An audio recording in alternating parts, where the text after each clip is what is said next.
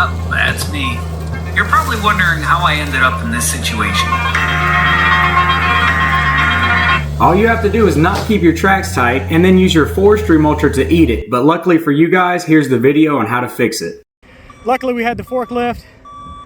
We're gonna be able to get it in place. We're in the home stretch. Hopefully nothing happens here. That we can get it unloaded. Ooh, easy now. Got me worried. Easy. Hey, don't you love it when a plan comes together? Hey y'all, welcome back to Seriously Stump'd and welcome to part 2 of that insane mulcher video. You know, the one that you guys all saw eat my track right here. So we're gonna pop back in a new track today that I got from Riverview Tracks directly here in the States out of Alabama. Shipped to my house like 5 days after I caught them. So I highly recommend that service. But I'm gonna walk through how to replace the tracks, what the stock size tracks are for Derette, and a whole bunch more with that mulcher. So you guys stick around, let's go. Diving right in as always, I got the mulcher on a forklift pallet over here. That way I can go ahead and fix everything. I did have to have my front loader arms extended a little bit on top of this block to give me a little lift. And then I used my truck jack. First time I've ever used this over here, right on the bottom of our tow hooks, and a platform to be able to get the machine up off the ground. And speaking of the old and new tracks, what Derette sends you is a 200 millimeter by 72 by 44. The replacements I got over here on my trailer are 180 by 72 by 44. All right, so I got my battery powered grease gun out. You will not need a battery powered one specifically, but you will need something to apply grease. And yes, I did get narrower tracks, and these are the 180 by 72 by 44. Why did I get narrower tracks? Well, that's because everybody I called here in the States could not get me 200 by 72 by 44, which is what comes stock from Derette, in a reasonable time. And if I went through Derette, replacement tracks were going to be $950 and likely take me over a month. When I was talking to Charlie at Riverview Track and Materials, he said that they also have 230s, but that's over an inch wider than these stock ones that come. And I did hear some people online that say they've been running 230s and they love them. But as you can see here, I barely have a finger width in between my track and my actual frame here. So I didn't want to risk it for a biscuit that wasn't worth it, especially when I need to get this thing back up and running in a reasonable amount of time. So instead, I sent Riverview Track and Materials $603 after taxes and free shipping to get these to my house within 5 days.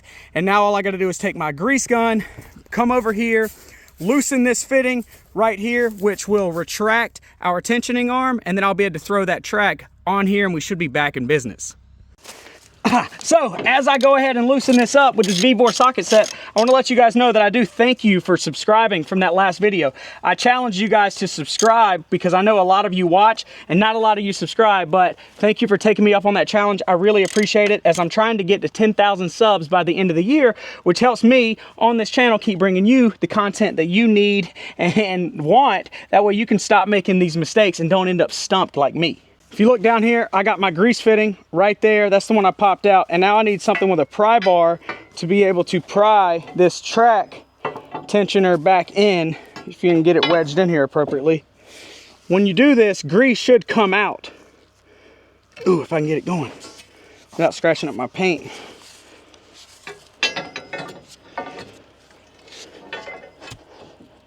There it goes.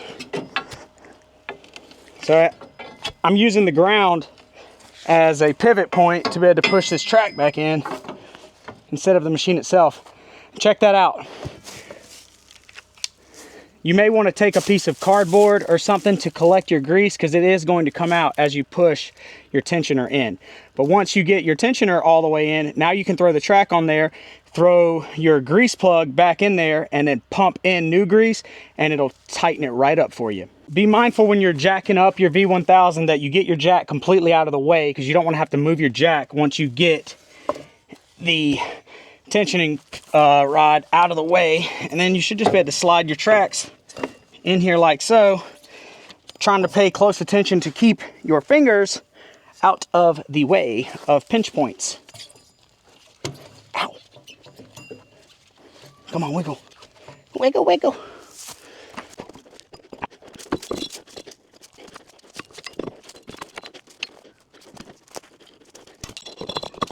Bada bing, bada boom. Just like that. You're almost back in business. Now we just got to get rid of the rest of our grease. Put our little grease fitting back in. Bow. Oh, that means I stepped in grease. Great. At least it's not like a big pile of dog crap. First time I've ever used this battery-powered grease gun. Let's see. Let's see what it do.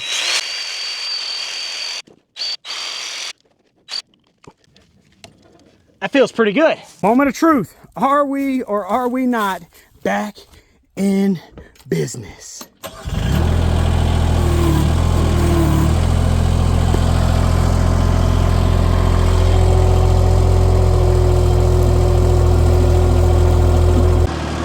I think we're back in business, baby. Woohoo! Let's go ahead and tighten up the left side while we're at it. Yeah, that's me. Ghost riding this whip. That's how I'm checking out to see if these tracks are in good shape or not. I can't see it unless it's on camera, so let's go ahead and let it ride out and see, are we good or not?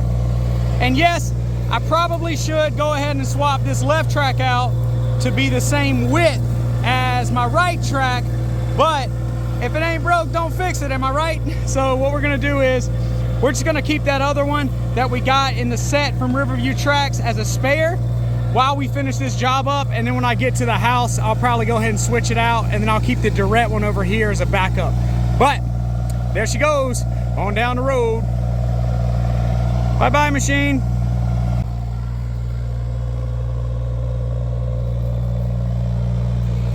Bada bing, bada boom, just like that, we're back in business. And guess what, guys? Life is all about choices. And there are a couple things I've learned after making that last video. Number one, I could have easily griped, moaned, and complained and made it a big deal. But what did I do instead? I tried to use it as a learning opportunity to spread some positivity in this world. A lot of people were in the comments blaming this Derette V1000, saying I should shift to a VEVOR, saying that I shouldn't have bought China in general. Well, guess what? More power to you if you don't want to buy a Chinese machine, but I love this machine, and I know that it was just a learning opportunity for me. That way I could share with you guys not only ladybugs are crazy, not only how to replace your tracks if you need to, but where to get them. And if you do hit up Riverview Tracks, let Charlie know that Seriously Stump'd sent you, and maybe he'll give me a deal on any future tracks, and I'll appreciate it. But as I've showed you guys in the last video, and if you weren't here for that one, let's pan you over to show you what we're about to mulch up, if these ladybugs will leave us alone, and let's fire this thing up and get after it.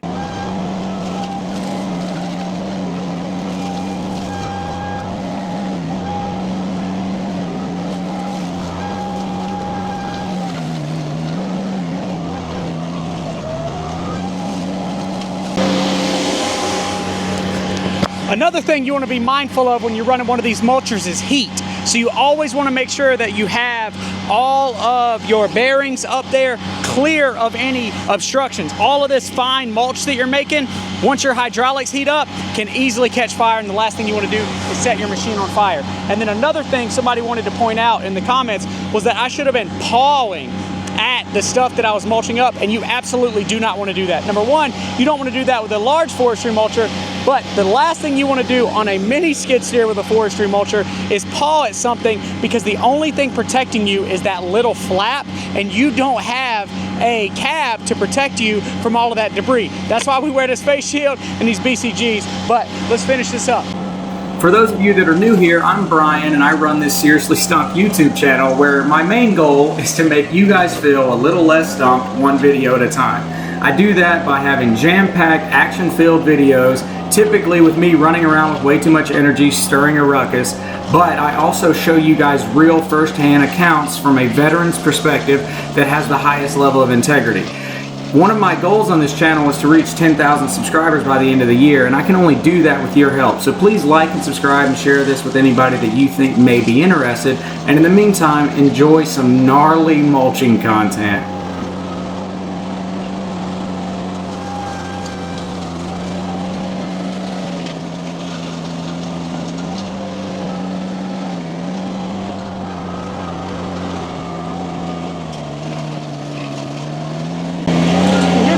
Example, if I wanted to paw at this, I could turn my hydraulics off, I could raise it up, and then I could turn my hydraulics back on, and I could come at this from up here.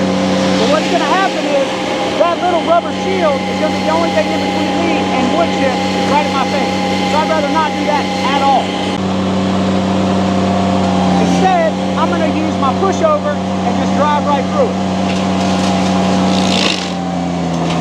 Back out, let it warm up a little, or let it get back up to full rotation, and then I'm going to hit it again. Remember, this is a cedar post, so it's really hard wood. The last thing you want to do is try to bite off more than you can chew.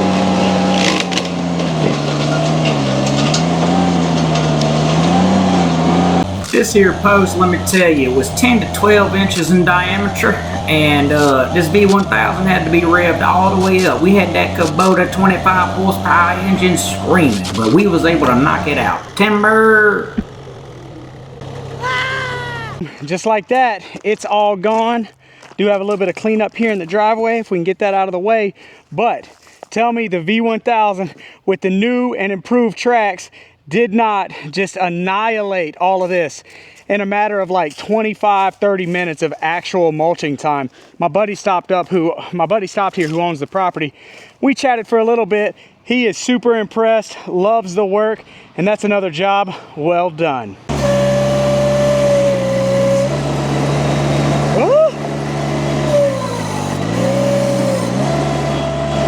So for those of y'all who are new to the channel, you can get yourself one of these Derette V1000s directly on Alibaba. All you got to do is reach out and ask for Dean. He's the man with Derette, and he'll get you hooked up. The price I paid was $9,300 for the machine and $2,170 for the mulcher attachment.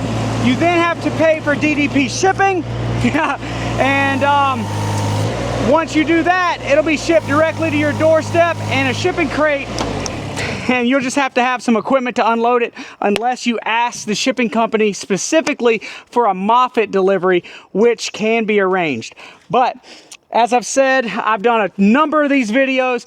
They do have a new machine coming out with the Derette. It's called the XC1100. And if you're watching this video and you want to support the channel, reach out to Dean, even if you're not going to buy one of these, and tell him that you've been seeing all the great V1000 content and that Seriously Stump'd needs an XC1100 to demo on the channel. That way you guys can stay informed and not be stumped. But as always, I love you guys. Stay safe and stay hydrated out there. God bless you, and we'll catch you guys on the next one. Woo! Go ahead and flip on our magnetic trailer. I don't think I asked them if they're no longer stumped. Well, we no longer are now that we got them Riverview tracks. Remember to hit Charlie up. Let's go.